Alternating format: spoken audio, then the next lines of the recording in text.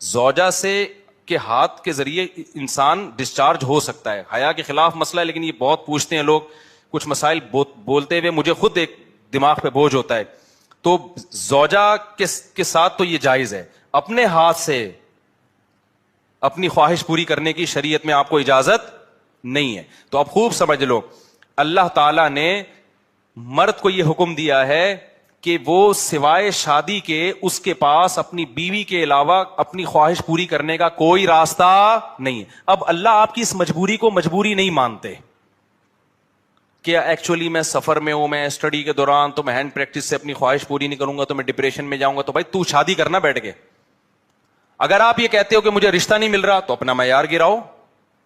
آپ بولو کہ میرے اسٹینڈرڈ کا نہیں مل رہا, تو اسٹینڈرڈ کیا کرو, بولو نا, کم کرو. آپ اللہ میاں کا یہ حکم ہے, اپنا اسٹینڈرڈ کیا کرو, آپ کم کرو. یہ بھی قرآن میں ہے, وَمَن لَّمْ يَسْتَطِعْ مِنكُمْ طَوْلًا أَن يَنكِحَ الْمُحْصَنَاتِ الْمُؤْمِنَاتِ فَمِمَّا مَلَكَتْ أَيْمَانُكُمْ. اللہ کہتے ہیں کوئی آزاد عورت شادی کے لیے, خاندانی عورت نہیں مل رہی, کسی کی باندی سے شادی کر لو. عرب میں باندی کا لیول بہت کم ہوتا تھا, اور اللہ نے فرمایا ذَلِكَ لِمَنْ خَشِيَ الْعَنَةَ مِنكُمْ, جس کو زنا یا برائی کا خطرہ ہے نا وہ یہ کام کرے. تو کیا مطلب, اللہ کیا حکم دے رہے ہیں, اپنا اسٹینڈرڈ کیا کرو, بولو نا, گرا دو. اور یہ اللہ نے مرد میں خواہش نفس مسلط اس لیے کی ہے کہ نہ چاہتے ہوئے بھی شادی کرے. یہ اس لیے نہیں کی ہے کہ ہاتھ سے فارغ ہو کر اپنے آپ کو ٹھنڈا کر لے اور شادی 10 سال کے لیے مؤخر کر لے. یہ تو مسلط کی گئی ہے, کیونکہ شادی کو اسلام نے آپ پہ نہیں چھوڑا, فطرت نے آپ پہ نہیں چھوڑا. ہم اور آپ پہ چھوڑا ہوتا تو ہم 50 سال کے ہو کے بھی نہیں کر رہے ہوتے. جو کام انسانیت کی بقا کے لیے ضروری تھا نا, اللہ نے وہ ہمارے مشورے پہ نہیں. اللہ چاہتے ہیں کہ نسل بڑھے, تو اس لیے یہ چیز اللہ نے مسلط کر دی ہے کہ لوگوں سے اللہ مشورہ نہیں لیں گے کہ ایکچولی آپ کو کرنی چاہیے کہ نہیں کرنی چاہیے. اللہ مسلط اتنی کر دیتے, آدمی کہتا ہے بھائی میرا دماغ پھٹ رہا ہے, میں برائی کی طرف جا رہا ہوں, میرے پاس کرنے کے علاوہ کوئی آپشن ہے نہیں, تو مسلط ہو جائے. کیوں, اس کا فائدہ کیا ہوگا, مجبور ہو کے آپ نکاح کرو گے, ایک دوسری عورت کو بھی آپ برائی سے بچا لو گے, اور دونوں کے ملاپ سے اولاد ہوگی جو اللہ چاہتے ہیں کہ نسل بڑھے. یہ تو فیملی پلاننگ والے کہتے ہیں کہ نہیں بڑھے, لیکن اللہ نہیں مانتا ان چیزوں کو. نہیں آ رہی بات, میرا خیال ہے. تو یہ فطرت نے مسلط کی ہے. تو اگر ہم مجھ زنی کی اجازت دے دیں تو اس فطرت جو آپ سے چاہ رہی ہے آپ اس کے اگینسٹ چلنا, بولو نا, شروع. مثال کے طور پر فطرت آپ کو بھوک لگاتی ہے روٹی کی, کیوں لگاتی ہے, چوری کر کے کھاؤ. اس لیے نہ چاہتے ہوئے بھی آپ کمائیں, کاروبار کریں یا ملازمت کریں. اس ملازمت کرنے سے کیا ہوگا, صرف آپ کو فائدہ نہیں ہوگا, آپ کے باس کو فائدہ ہوگا, اس کا بزنس چلے گا, اس کے بزنس چلنے سے لوگوں کو فائدہ ہوگا. تو یہ سب چیزیں ایک دوسرے سے کیا ہیں, لنک. آپ کو بھوک لگ رہی ہے, اسلام کہتا ہے آپ حلال طریقے سے کما کے کھاؤ. آپ کہہ رہے تھے میں نہیں کما رہا, جب بھوک لگے گی نا ٹائٹ تو آپ کمانے پر کیا ہوگے, مجبور. پھر آپ بزنس کرو گے, اس بزنس سے آپ کو بھی فائدہ ہوگا اور قوم کو بھی فائدہ. تو کچھ کام قدرت ہم پہ مسلط کر کے کرواتی ہے تاکہ لوگوں کو اس سے کیا ہو جائے, فائدہ, ہمارے نہ چاہتے ہوئے بھی فائدہ ہو جائے. لیکن آپ نے کیا کیا, ایکچولی میرے پاس چونکہ ایک ارننگ کا, کمائی کا ٹائم نہیں ہے, میں ایکچولی بہت بزی ہوں, میں بہت بڑا سائنسدان بننا چاہتا ہوں. آج کل ٹوپی ڈرامے جو چل رہے ہوتے ہیں, تو میں اگر کماؤں گا تو پھر ایکچولی تو میں بھیک مانگنا شروع کر دیتا ہوں, یا میں چوری کر کے کھانا, میں کیا کروں بھائی, میں اسٹڈی ہے, کل میرا پیپر ہے یار, میں کماؤں کیا, تو میں چوری کروں گا. چوری کرنے سے کیا ہوگا, پیٹ بھر جائے گا. ڈاکٹر کہے گا کہ آپ کے وٹامن سارے پورے ہو گئے ہیں. جس مفتی نے کہا تھا چوری نہیں کرو, وہ آپ کی صحت برباد کرنا چاہ رہا تھا. جیسے ڈاکٹر جو مزنی نہیں کرتے نا, ان کو یہ کہتے ہیں مفتی لوگوں کے چکر میں نہیں پڑو, یہ تمہیں ڈپریشن کا مریض بنا دیں گے. کوئی بات نہیں, اپنے آپ کو ہاتھ سے فارغ کر لیا کرو, اس سے ڈپریشن کیا ہو جائے گی, ختم. او بھائی, اس سے اس کی ڈپریشن ختم ہوگی, قوم کی ڈپریشن بڑھے گی, عورتوں کی ڈپریشن بڑھے گی, مرد ان سے شادیاں ٹائم پہ نہیں کریں گے. جیسے بڑھ رہی ہے ڈپریشن, وہ بھی زنا کی طرف جائیں گے, وہ بھی ہاتھ سے, اور جو گند ہماری سوسائٹی میں پھیل رہا ہے, اور نسل کی کمی کا ذریعہ بنے گی. بہت سارے سائیڈ افیکٹ ہوں گے اس کے. تو فطرت آپ پہ بھوک مسلط کرتی ہے, نہ چاہتے ہوئے بھی آپ روٹی کماؤ, امتحان کو مؤخر کر دو, کیونکہ روٹی کمانے کی فکر ضروری ہے, اس سے دوسروں کو بھی روٹی ملے گی, اس کو بھی بزنس ملے گا. تو فطرت جو بیسک ضرورتیں ہیں نا, وہ ہم سے نہیں پوچھتی, وہ ہم پہ مسلط کر دیتی ہے. تو صحیح آدمی ہوگا, صحیح ڈاکٹر ہوگا, وہ کیا کہے گا, یار بھوک لگ رہی ہے نا, پڑھائی کو ایک طرف رکھ, تو ایسا کر, کچھ کما یار, کچھ سائڈ بزنس کر لے. اس بزنس سے پھر قوم کو کیا ہونا شروع ہو جائے گا, فائدہ. اگر فری پھوکٹ میں ملنا شروع ہو جائے تو وہ سارا سیٹ اپ کیا ہو جاتا ہے. تبھی تو میں اس کے خلاف ہوں, یہ جو دسترخوان لمبے لمبے بچھائے ہوئے ہوتے ہیں, امیر غریب کا فرق کیے بغیر کھلا رہے ہوتے ہیں, اس کا نقصان یہ ہے کہ لوگ اپاہج بن جاتے ہیں. پھر ملازمت کرنا چھوڑ دیتے ہیں, مزدوری مہنگی ہو جاتی ہے, کیونکہ مزدوروں کو جب فری میں اتنا مل رہا ہوتا ہے وہ کہتے ہیں اب ہمیں ضرورت کیا. ہاں کہیں ایسے مزدور ہوں جن کی دہاڑیاں کم ہو, وہ ایک الگ بات ہے. تو اب سمجھے اسلام اور دین فطرت ایک ہی چیز کے دو نام ہیں. تو اللہ میاں نے جب حکم دے دیا ہمیں کہ تمہارے پاس نکاح کے علاوہ کوئی راستہ نہیں ہے, تو اٹ مینز اب کوئی راستہ نہیں. اگر کسی کو لت پڑ چکی ہے تو توبہ کرے, عادت چھوڑنے کی کوشش کرے. وہ ہمارے نبی نے کم کھایا, اور کتنی زوجات کی آپ کی ایک وقت میں 9. صحابہ کم کھاتے تھے اور اتنی بھاری بھرکم تلواریں اٹھا کے میدان جنگ میں لڑتے تھے. اچھا 3 کام جو مذہب نے بتائے ہیں وہ کر لو, سمجھدار ڈاکٹر بھی اسی کا مشورہ دیں گے انشاءاللہ. جو مذہب نے 3 کام بتائے ہیں نا صحت کے حوالے سے, وہ کر لو. نمبر 1, مذہب گوشت کھانے کی آپ کو ترغیب دیتا ہے تو کھا لیا کرو. ایسا نہ ہو کوئی تحقیق بدل جائے اور بعد میں کہے کہ جی وہ جو گوشت نہیں کھاتے ان کو ہارٹ اٹیک کا خطرہ زیادہ ہوتا ہے, ٹھیک ہے نا, ایسا نہ ہو کہ الٹا ہو جائے معاملہ. تو جو کھا رہے ہو تو اپنی ذمہ داری پہ مر جاؤ, کوئی مسئلہ نہیں ہے. تو پہلی بات گوشت نہ چھوڑو. دوسری بات آپ نے کیا کرنا ہے, ہمارے نبی صلی اللہ علیہ وسلم زیادہ کھایا کرتے تھے یا زیادہ کھانے کی ترغیب دی ہے یا بھوکا رہنے کی ترغیب دی ہے؟ کم کھانے کی نہیں, بھوکا رہنے کی. کم کھانا تو بہت کم کھانے کا مطلب کھائیں. ہمارے نبی کی جو سیرت ہے وہ ہے اے اللہ ایک وقت کھانے کو ملے تو شکر ادا کروں اور ایک وقت بھوکا رہوں میں تو صبر کروں میں. سمجھتے ہو کہ نہیں سمجھتے؟ اور آپ صلی اللہ علیہ وسلم نے فرمایا, میری امت میں, جو حدیث کا مفہوم میں اپنے الفاظ میں بیان کر رہا ہوں, آپ نے فرمایا خیر القرون قرنی ثم الذین یلونہم ثم الذین یلونہم, سب سے بہتر میرا زمانہ ہے, پھر اس کے بعد والا, پھر اس کے بعد والا. پھر آپ نے فرمایا یفش الکذب, جھوٹ پھیل جائے گا, یعنی برائی آنا شروع. اور انہی برائیوں میں آپ نے بتایا کہ جھوٹی گواہیاں, اور انہی میں آپ نے بتایا کہ لوگ زیادہ کھانا شروع کر دیں گے. یہ نہیں فرمایا کہ حرام کھانا شروع کر دیں گے, نا نا نا نا, حلال کھائیں گے مگر زیادہ. تو زیادہ کھانے کو بھی کس میں شامل کیا جا رہا ہے؟ برائی میں شامل کیا جا رہا ہے. یعنی امت اتنی بری ہو جائے گی خوب کھانا شروع کر دے گی, کھانا بہت کھائے گی. نہیں یاری بات میرا. تو کم کھانے کی ترغیب ہے, کم کھانے کی ترغیب ہے. اتنی ترغیبات ہے نا کم کھانے کی کہ ہمیں تو اپنے بارے میں ایسا لگتا ہے کہ یار پتہ نہیں ہمارا ہوگا کیا. نہیں اگر ہم پیغمبر صلی اللہ علیہ وسلم سے قیامت کے دن ملے اور اپنے پراٹھوں کے ہم نے کسی نے بتا دیا کہ یہ 2 پراٹھے صبح ناشتے میں کھایا کرتے تھے, تو امید تو ہے کہ انشاءاللہ ان چیزوں پہ پکڑ نہیں ہوگی. یہ ترغیبی چیزیں کوئی واجب حکم نہیں ہے, لیکن ہم جائیں گے کہاں؟ تو ہم بہت کھاتے ہیں بھائی, بہت کھاتے ہیں.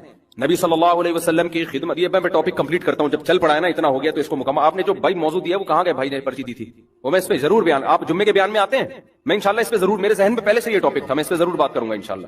تو خوب سمجھ لو. دیکھو نبی صلی اللہ علیہ, ابھی صحت کی بات چلی ہے نا, تو اکارڈنگ ٹو اسلام کیا کہتا ہے اس بارے میں, وہ چند چیزیں نوٹ کر لو تو وہ آپ کو زندگی پہ فائدہ پہنچائیں گی.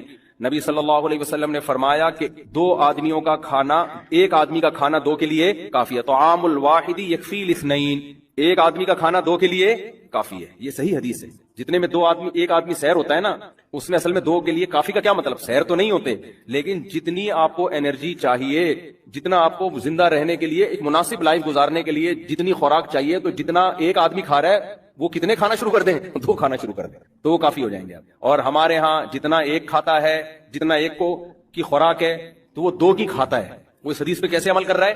الٹا. جتنا ایک میں سیر ہو جاتا ہے نا, حدیث تو کہہ رہے تم ایک میں جتنا پیٹ بھر جاتا ہے تو آدھے میں اس کا آدھا کر دو. اور میں آپ کو بتاؤں, جب آپ آدھا کرو گے نا, پھر جو آپ گوشت کی یخنی پیو گے, وہ جو ہمارے نبی نے یوم نہر میں, مزہ آئے گا آپ کو. صحیح ہے نا, مزہ آئے گا, مزہ آئے گا. تو آدھا کر لو اس کو. اور نبی صلی اللہ علیہ وسلم کی خدمت میں ایک کافر آیا, آپ صلی اللہ علیہ وسلم اکرام کرتے تھے, چاہے مسلم ہو غیر مسلم. آپ صلی اللہ علیہ وسلم نے اس کو دودھ پلایا. ہمارے یہاں دودھ پیا جاتا ہے ناشتہ کرنے کے بعد, 2 پراٹھے کھانے کے بعد, پھر آپ 1 گلاس دودھ پیتے ہیں اور کہتے ہیں کہ کیلشیم ملے گا, فیٹ ملے گا. کچھ بھی نہیں ملے گا اس سے, ٹھیک ہے, کہ اس کے کھانچے کہیں ہیں ہی نہیں جہاں جا کے یہ فٹ. ہم جو نبی کی سیرت میں دودھ دیکھتے ہیں نا, اس میں 2 چیزیں نظر آتی ہیں ہمیں. ایک تو شدید بھوک میں, بھوک مٹانے کے لیے دودھ پیا گیا ہے, یعنی دودھ ایز اے کھانا استعمال کیا گیا ہے. ہمارے ہاں دودھ کو کھانا بولتے ہی نہیں ہے. دودھ جب شدید بھوک لگ رہی ہوگی نا, تو پہلے خوب بریانی اور نہاری طبیعت سے پھوڑنے پھاڑنے کے بعد پھر کہیں گے, کیونکہ حکیم صاحب نے کہا کہ رات کو دودھ پی کے سونا چاہیے, لہذا پھر دودھ پی کے سو کے ایک دن دھماکے کے ساتھ پھٹ پھٹا کے ہلاک ہو جائے گا. تو ہم نبی کی سیرت میں دیکھتے ہیں, غزوہ احد میں دیکھو نا, سب صحابہ کو شدید بھوک تھی, تو حضرت ابو ہریرہ رضی اللہ تعالیٰ عنہ کو نبی نے حکم دیا, یہ دودھ کا ایک پیالہ آیا ہے نا. شدید بھوک تھی صحابہ کو, 2 3 دن کے سے بھوک لگ رہی تھی, پیٹ پہ پتھر باندھے ہوئے تھے. تو آپ نے کیا فرمایا؟ حضرت ابو ہریرہ کہتے ہیں کہ ایک ہی پیالہ تھا, تو نبی صلی اللہ علیہ وسلم نے حکم دیا کہ دائیں طرف سے پلانا شروع کرو. تو کہتے ہیں میں نے سوچا کہ میں اتنا مجھے بھوک لگی, میرے سے میں تو کچھ بھی نہیں آئے گا, اللہ نے برکت اتنی رکھی, تو سب نے سیر ہو کے پیا اس کو. حضرت ابو ہریرہ کے برکت دے دی اللہ نے, ایک معجزہ نبی کا ظاہر ہوا. حضرت ابو ہریرہ نے پیا, کہتے ہیں اور پیو اور پیو, سیر ہو گئے حضرت ابو ہریرہ رضی اللہ تعالیٰ. اس طرح کی اور بہت ساری ہمیں مثالیں ملتی ہیں کہ شدید بھوک میں بھوک کس سے مٹائی ہے؟ دودھ سے. پھر دودھ جزو بدن بنتا ہے اور ایسا ٹھا کر کے جا کے باڈی کو لگتا ہے نا. تو دو چیزیں نبی نے بھوک میں استعمال کیا, دوسری چیز تازہ دودھ استعمال کیا آپ صلی اللہ علیہ وسلم نے, بوائل دودھ نہیں استعمال کیا, یعنی جہاں تک ہماری معلومات ہے تازہ دودھ. اب میرے یہ کلپ چلایا گیا, کسی نے کہا دیکھو لوگوں کو کچا دودھ پینے کا مشورہ دے رہا ہے جراثیم والا, تو دودھ کچا جب پیو تو فوراً نکالو اور فوراً پی جاؤ. اگر رکھ لیا تو پھر کچے کا نہیں, ہم بھی کہتے ہیں بھائی وہ تو ڈاکٹر لوگ بولتے ہیں اس میں. اور پھر خاص طور پہ جو گوالا تو کچا بھی پلا رہا ہے نا, تو اس میں گوالا بھی تو پلا دے رہے ہیں نا دودھ. تو بھینس جتنا دے رہی ہے اس میں گوالا کا بھی اتنا اپنا خون پسینہ شامل ہے, گوبر کی چھینٹیں اور پتہ نہیں کیا کہ اس کو تو لازمی اپنی گائے ہو, اپنی بکری ہو اور تمیز سے تھن دھو کے تمیز سے نکالا ہو تو وہ کچا ہی بہترین ہے. وہ آپ میرے مشورے پہ پی کے دیکھیں, آپ کو بوائل میں اور کچے میں زمین آسمان کا فرق لگے. آپ ایسے ٹماٹر ہونا شروع ہو جاؤ گے, پیٹ بہت اچھا ہو جاتا ہے, بہت سارے فائدے ہوتے ہیں. تو ہمارے نبی نے ہمیشہ دودھ حلب الشاتا, دودھ نکالا اور دودھ پیا, کچا پیا ہے. تو یہ دو چیزیں. خیر, تو میں عرض کر رہا تھا کہ کچھ لوگ آئے آپ صلی اللہ علیہ وسلم کی خدمت میں, تو ان میں غیر مسلم بھی تھا, تو آپ نے اس کا اکرام کس سے کیا؟ بھوک لگ رہی تھی سب کو تو آپ نے دودھ پلایا.